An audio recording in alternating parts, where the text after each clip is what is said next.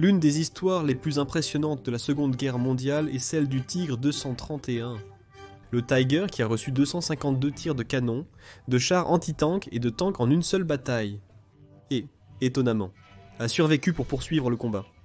Le Panzerkampfwagen 6 est probablement le tank le plus célèbre de toute l'histoire. Tant pour ses capacités intrinsèques de combat que pour la peur qu'il inspirait aux malheureux hommes qui devaient lui faire face. Dans cette vidéo, nous parlerons du Tiger le plus légendaire parmi tous les Tigers, celui qui est rappelé comme le Tiger qui refusait de mourir.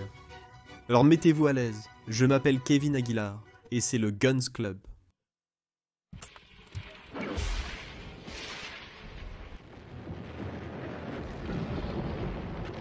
En février 1943, les Allemands avaient subi une défaite gigantesque à Stalingrad. C'est pourquoi ils ont décidé de concentrer leurs efforts plus au nord du front de l'Est, particulièrement dans la capture de Koursk. L'opération Citadelle visait à prendre Koursk et la saillie de Koursk, raccourcir le front, et garder l'initiative stratégique. La stratégie était d'envelopper la ville du nord et du sud pour encercler les défenseurs soviétiques à l'ouest. Pour cette opération, l'Allemagne disposerait de ses meilleurs généraux, et à leur service, les meilleures forces blindées disponibles à ce moment-là.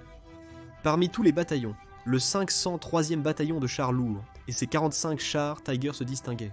Où se trouverait le célèbre Tiger 231, qui n'était alors qu'un Tiger parmi ses 45 chars Tiger. Où se trouverait le célèbre Tiger 231, qui était alors un Tiger ordinaire parmi d'autres. Notre protagoniste était commandé par le lieutenant Sabel.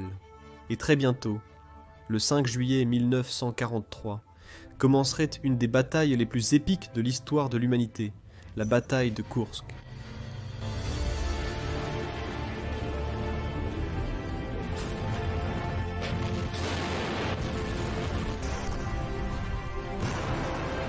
Le 503 bataillon de chars lourds entrerait en combat avec 43 de ses 45 Tigers opérationnels.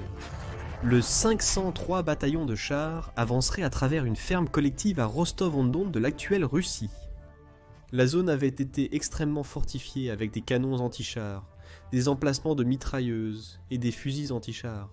Protivo-tankovoye Ruzio Degtyaryova, 41, et bien sûr, plusieurs dizaines de chars. T-34-76 faisaient des rondes dans la zone. Quelque chose qui a pris les Allemands par surprise, parce qu'ils ne s'attendaient à aucune résistance dans cette zone. Le Tiger 231 a reçu un premier impact sur la partie frontale de l'armure, brisant la chenille de rechange que les Allemands ont l'habitude de mettre sur leurs chars comme armure improvisée. Ce ne serait que le premier des innombrables tirs que recevrait notre protagoniste d'aujourd'hui.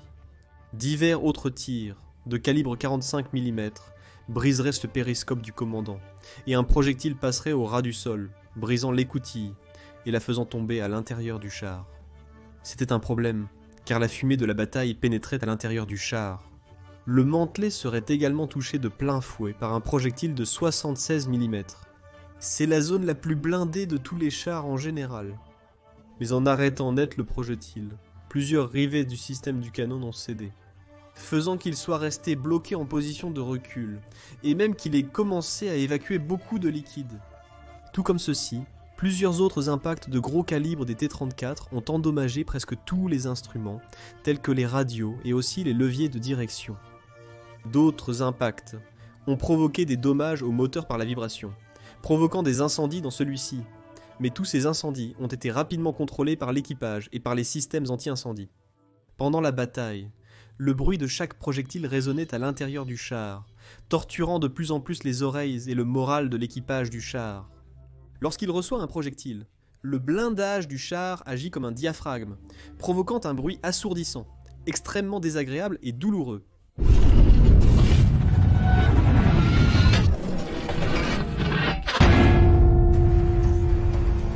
Car l'équipage du Tiger 231 a dû supporter cela encore et encore, pendant des heures, pour les derniers moments de la bataille, et après quelques impacts de canons anti-chars sur les côtés. Le Tiger a perdu. 2 barres de torsion et plusieurs roues du côté droit ont été endommagées. Le système de rotation de la tourelle était également bloqué et ne pouvait pas être réparé, en combat. Le combat a finalement duré 6 heures. À ce moment, le Tiger 231 était inapte au combat. L'équipage a donc décidé de faire demi-tour. 60 km, pour essayer de réparer le Tiger. Notre protagoniste a réussi à revenir à l'arrière en parcourant 60 km de manière lente, mesurée mais constante, laissant une trace d'huile et de carburant, telle qu'un, comme s'il s'agissait de sang. Les soldats qui ont vu arriver le Tiger ont été surpris par son état et ne pouvaient pas croire qu'il y avait un équipage vivant à l'intérieur. Quand l'équipage est sorti du Tiger, ils ne pouvaient pas croire qu'il respirait encore, car il n'avait pas supporté 4 ou 5 projectiles. Ils étaient si nombreux qu'ils ont perdu le compte à peine 30 minutes après le début du combat. En observant l'unité, l'équipage était aussi stupéfait que les soldats qui avaient vu arriver le Tiger. En comptant tous les impacts, il s'élevait à un total de 252 impacts.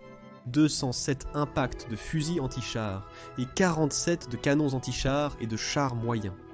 Les tirs ont été reçus de tous les angles possibles et imaginables. Et c'est plus impressionnant, considérant que les Tigers n'avaient pas de blindage incliné, ce qui faisait que la plupart des impacts devaient être arrêtés de plein fouet.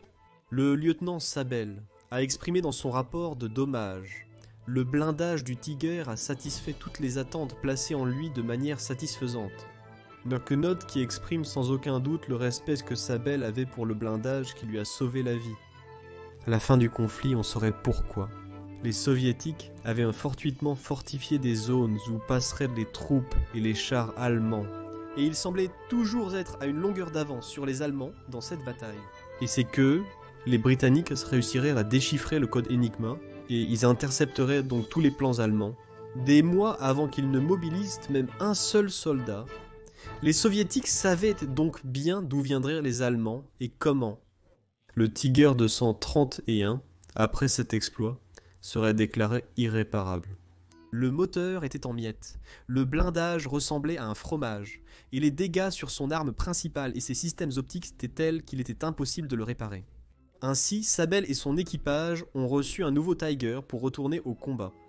La tourelle du Tiger 231 serait recyclée pour être utilisée comme fortin d'essai dans une académie de tireurs en Allemagne. Alors que le reste a été fondu et recyclé pour faire partie d'autres Tigers. Ce que ce char a enduré, sans aucun doute, n'a pas de précédent dans toute l'histoire militaire, étant le Tiger 231, une véritable légende, et dont l'histoire continue de surprendre de nombreux enthousiastes et amateurs d'histoire. Si les chars vous intéressent, vous voudrez probablement savoir pourquoi les tourelles oscillantes existaient, comment elles fonctionnaient, et pourquoi elles ont disparu. Merci d'avoir regardé cette vidéo, à la prochaine, au revoir.